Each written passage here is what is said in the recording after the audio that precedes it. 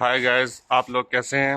آپ لوگوں کو بتاتے ہیں کہ آج ہمیں ہفتہ اتوار چھٹی ہے، تو ہم جو ہے نا باہر اوور ٹائم لگانے جا رہے ہیں۔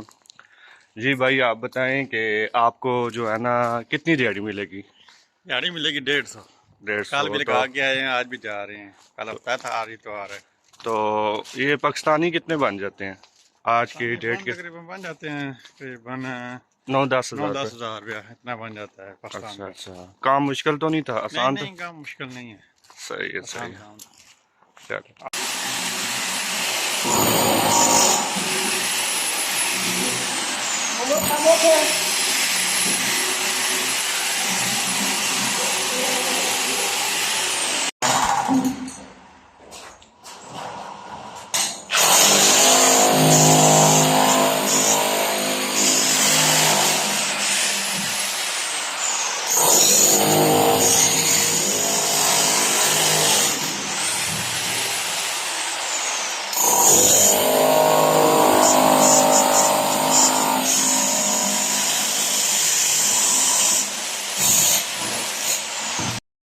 یہ کام سے واپس آ کے ہم مارکیٹ آئے ہیں اور کھانے کے لیے چیزیں خرید